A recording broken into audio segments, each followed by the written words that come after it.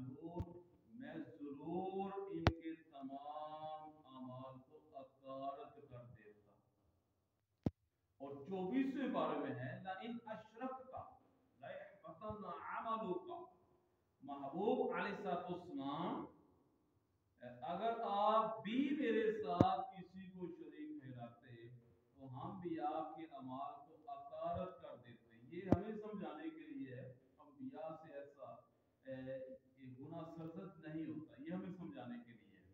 तो इसमें अल्लाह रब्बुल इज्जत फरमा रहे हैं कि शिर्क ये किसी लिहाज से भी माफ नहीं है।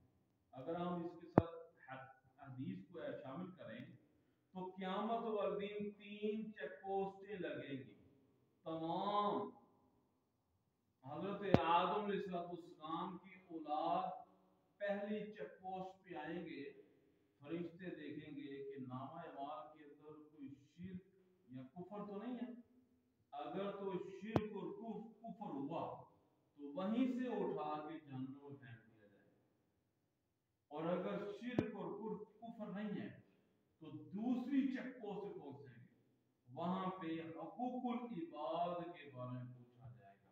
आपस के जो हमारे मामलात हैं अगर वो दुरुस्त ना हुए तो फरमाया जाएगा कि जाओ आपस के मामलात को दुरुस्त करके आओ।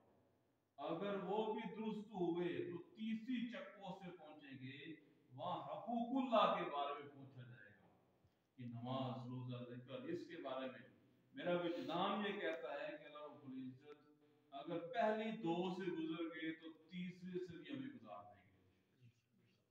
तो हमने शिर्क और कुफर से बचना है, शिर्क और कुफर से बचना है।